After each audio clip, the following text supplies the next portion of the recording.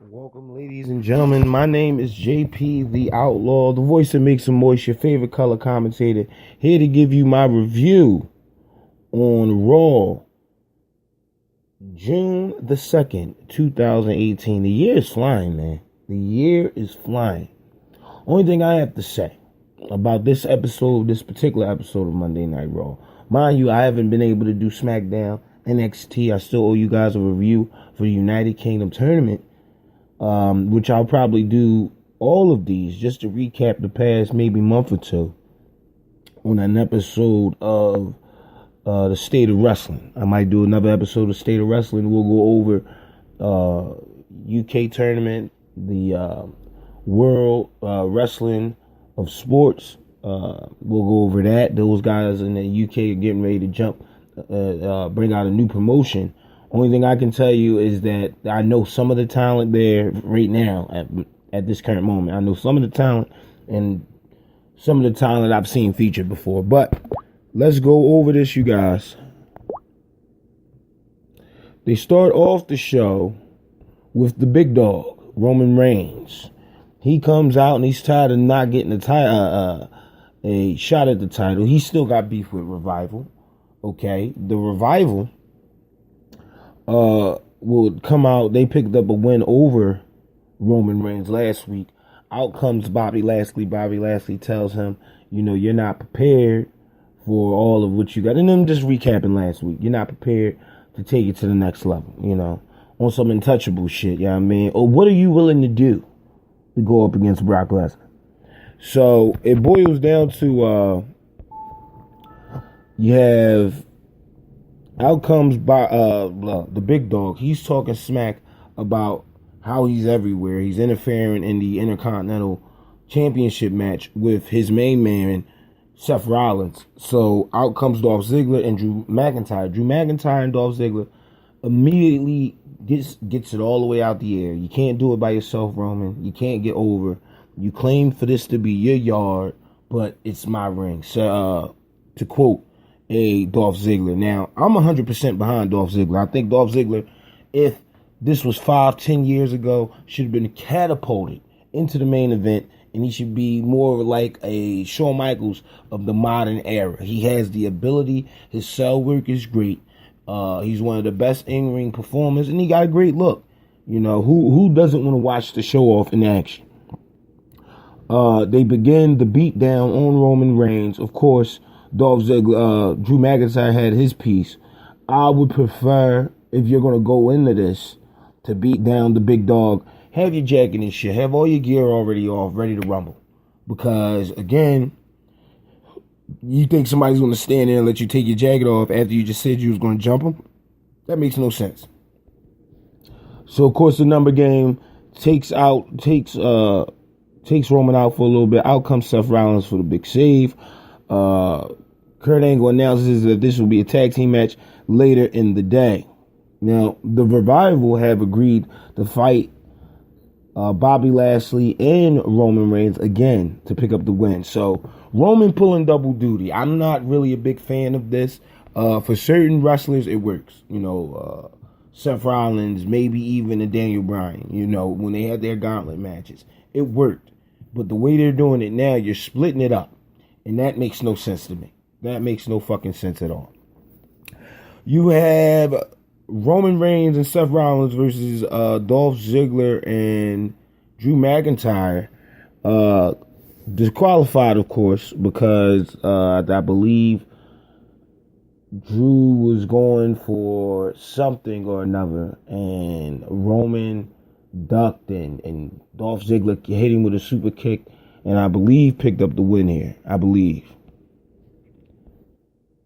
No, Roman and Seth Rollins picked up the win over, based off the outside attack.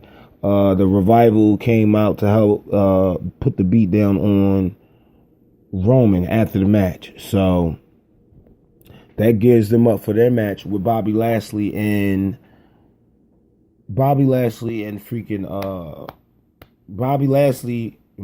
versus the Revival. Now, this whole match, Bobby Lashley was begging for the tag. Roman, in his selfishness, Did not give Bobby Lashley the tag. The Revival, of course, pick up the win here with a Shatter Machine. Before this was all over, Bobby Lashley just walked off. My personal opinion on all this: do you need Bobby Lashley in your main event? Do you need Roman Reigns in your main event? These are the questions I ask, especially when you got a white hot Seth Rollins on the back burner. You have a Bobby Roode who you made completely oblivious to anybody that you could be using right now. I think if you promote Bobby Roode a little bit better and you turn him heel, of course, you would get a hell of a reaction fan-wise from where they need to be at as far as Bobby Roode is concerned. This match really did nothing for me. It was an okay match, like I said, but for the most part, it did nothing. Shout out to Sami Zayn. And it's not in particular order. We're just going over everything. So you had Braun Strowman for the closing segments. You had Braun Strowman versus Kevin Owens. Kevin Owens so happened to come in through the back door this week, and he parked his car by this Porta-John. Now, the Porta-John will come into play later in the night, whereas though they started their match, Kevin Owens, I guess, took a bump and then got the fuck out of there. He gets ready to go in the car, which I didn't understand. If Kevin Owens has his car keys, why the hell are you waiting to get in your car? And I guess, he gave it to the guy backstage and he couldn't find him. I don't know what happened. Only thing I can tell you, you pick a Porta-John. That's probably the worst spot you could have picked. There was a trash can right next to it. Take the bag out, put your body in the trash can. Or beside that, there was some backstage equipment stuff there. Dump that shit out and hide in there. That would have been Braun didn't come and look for fucking KO for like at least half hour. So, come on. But that was pretty much that whole segment. The whole night was them hyping up Kevin Owens and Braun Strowman, at least for the third half of the night. That third hour was so magical. Of course, Braun Strowman picks up the win due to a count out. Not really impressed by any of this. I think they could do so much better with what they're doing on Raw. Curtis Axel versus Matt Hardy went a little longer than last week. Of course, Curtis Axel picks up the win. My impressions of the B team, you could have did the B team so much better. So much better. But again, you're letting the B team pick up all these wins on their way towards the tag team championships. Do you honestly think they're going to win the tag team championships? No. I don't think they're going to win. I think what's going to happen here is that you're going to keep the titles on Bray Wyatt and Matt Hardy. And the best that you can give a Bray Wyatt and Matt Hardy to just, get rid of these guys and move forward is the AOP. AOP would be perfect for the tag team titles. Definitely to be taken serious. I wouldn't mind AOP teaming up with the big dog, coming to save him in his match against Bobby Lashley. Just promoting that heel turn if they ever decide to do it with Roman. I think this would truly get Roman over. We're going to talk about it this weekend on how to get Roman over on the JP show. So I'm going back to my old schedule. I used to give you guys some news and rumors back in the day. I'm going to do that as well. Sasha Banks and Bailey goes to counseling. I forget the guy's name, but it's the same guy that took Kane and Daniel Bryan to counseling. This segment is pointless. It is worthless. I think if you're going to do a heel turn on Bailey or Sasha, now's the time. Now is the time. Just based off that fan reaction you got last week. If all this was building for a little comedy sketch like he did with Kane and Daniel Bryan, please leave me out of it. Because it makes no fucking sense. Sasha Banks has been literally cheating her way, trying to get to the top, and using Bayley to do it. So now you want Bayley to feel sympathy for Sasha after all of what Bayley has been through with Sasha Banks. And then just to put the fucking cherry on top of this fucked up ice cream, you say, let's go to friendship counseling, which is that a real thing? I got a couple of friends that don't even like me as a person. We've never decided to say, hey, man, maybe we should go to friendship council. This is my opinion of it.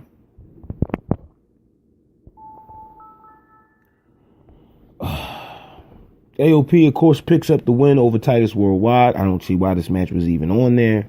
Finn Balor and Baron Corbin, they had a little couple of words. Finn Balor called Baron Corbin Stephanie McMahon's puppet, which literally is the case because Finn Balor is doing everything to please the brass. I mean, not Finn Balor, Baron Corbin. Please the brass. So with his, with his quote unquote power at the moment, he's trying to make amends with Finn Balor. You know what? I don't want you to take this shit personal. Let's bury the hatchet and we can have a good working relationship. Finn Balor says, no, I will apologize for attacking you, but shouldn't you want to be a shield? So on and so forth. They had a couple of words. They come up off of that. Of course, this was the in-ring segment. Finn Balor attacks Baron Corbin, knocks Baron Corbin over the ring rope, and that was pretty much the end of the segment. Crowd goes crazy for Finn Balor. I would like for them to actually push Finn Balor at one point. I think Finn Balor would be an immense talent. He would be the next babyface of the company if you could push him the right way. Maybe when you finally get the title off of Brock Lesnar, you can do something with Finn Balor. But right now, he's flying around in a nowhere's land. He's completely oblivious. No, there's no momentum behind Finn Balor. And if he had a touch of momentum, you can see how far it could take it. I said the same thing about Seth Rollins about a half a year ago. Seth Rollins, smoking hot. Once Brock Lesnar came back, completely abysmal. Now he's back in prominence with the Intercontinental Championship, which he should have been while The Miz was there. But that's not over here there. That's not over here. Just a couple of talking points. I didn't do my notes today. Normally I go down everything in chronological order. I said, nope, not today. I'm gonna wing it, man. I'm gonna wing it. Ember Moon versus Liv Morgan. Of course, Ember Moon picks up the win here. Mojo Rawley attacks No Way Jose, one of his sex party mates that comes out in that goddamn conga line. Me personally, I said the same thing about Adam Rose. How long will this last? How long will you think this will get over with the fans? I don't even know if it's over. Be honest with you. I don't know if there's people out there saying that I want to see this. I want to see No Way Jose and his sex party dance halfway across the ring. Okay? All right. Mojo made great points here. I'm not out here doing knucklehead shit. I'm out here trying to win. I'm out here trying to make a name for myself in the WWE. Great points. Great points. But again, I like to say all the black people in the WWE, outside of a handful, like literally maybe Bobby Lashley and maybe two other people, Shelton Benjamin. Everybody else is cooning. And I hate to use that word, but they are. You're dancing, you're singing songs, No Way Jose, fucking New Day. What else do you want me to say? And these guys are used prominently in big roles on the WWE. SmackDown, Raw, whatever. Hell, even the Street Profits got serious at one point, and that's in NXT. But I have nothing to say about NXT because it's one of the best shows on the network. Let's see here. Ronda Rousey makes her announcement that she will be there after being suspended for 30 days. She will be at Extreme Rules in the front row. So don't be surprised if she plays into this whole Extreme Rules match between Alexa Bliss and Nia Jax. Of course, Nia Jax comes out, cuts a pre-match promo on Alexa Bliss and Mickie James, which was pretty funny. She called Mickie James an ant or a bug or some shit like that. I am not convinced as far as Nia Jax goes. I think Mickie, I don't know what the fuck they're doing with Mickie. I don't know if she's Alexa Bliss' friend. I don't know if she even wants to be in the women's division with the way they spin this shit. So I'm just trying to figure it out. Literally trying to figure it out here.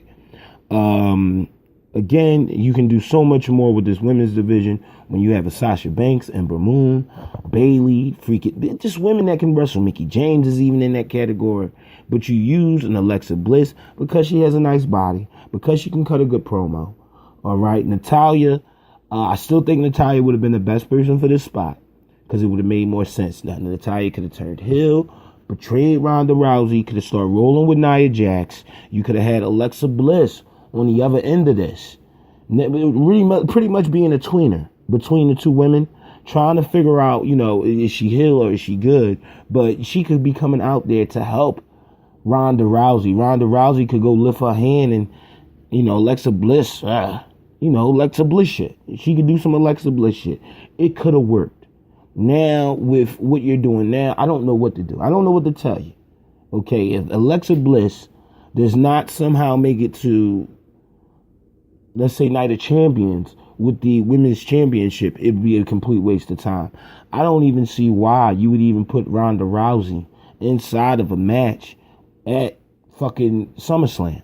Okay, even if she is in the match at SummerSlam, let's say we're doing that. Let's not make it a championship match, okay? Let's make it somewhere 6-woman tag, or you love doing those 6-woman tag or a tag team match where you can hide and mask some of those harsh truths about Ronda Rousey. She's not that great in the ring. She's not that fucking great, but she's good. She has a good menace. Her facial expressions are crazy. And when she looks like she about to fuck something up, it looks legit. I give her that. But other than that, do you see Ronda Rousey cutting one of those promos like, God damn, I need to watch Monday Night Raw? No. So, keep the title on Alexa Bliss and move from there. Move from there. Fuck, if you want Ronda Rousey to have a good match, put up with Sasha Banks. Sasha Banks has brought out the best match in every woman that ever came to Monday Night Raw. The reason why she didn't get moved over to SmackDown. And that's it, you guys. That is my review of Monday Night Raw. A little bit out of order, but for the most part, that's all that happened. This show, these matches, wasn't really great outside of the Roman and Seth Rollins plus Dolph Ziggler and my main man, Drew McIntyre. Let's say Dolph and Drew McIntyre really saved this match because Lord knows Roman did nothing to help further this storyline at all. So, real good match. Other than that, it's fucking Raw, man. What do you want me to say? Raw has been trash for the past years. So, I give it a 2. I give it a 2 out of 5. A little bit better. A little less better than last week. And way off the rails of 5.5. 1 out of 5. Way off the rails if you're gonna give it that. A 5 out of 5. Way off the rails. You give it a 1 out of 5, I wouldn't blame you. If Dolph Ziggler may not be a cup of tea. Drew McIntyre may not be a cup of tea. But because of that one match, I gotta give it 2. I give it 2 out of 5. I'm gonna get out of here, you guys. I'll be back with my SmackDown Live review just to go over what happened on SmackDown. Of course, NXT, we're back on schedule, you guys. I'm gonna try to squeeze in the state of wrestling. If you see it pop up, I'm giving it to you now. I'm talking about the UK. I'm talking about freaking what got us to this point. The mistakes the WWE has made since WrestleMania. But definitely the UK thing, the mistakes since WrestleMania, and maybe even touch on Brock Lesnar a little bit. And of course this weekend we'll go over how to get Roman Reigns over. I am JP the Outlaw. I want to get up out of here. I got to go to work, unfortunately. I will see you guys later today for our SmackDown Live review. Peace and the grease. The Outlaw out.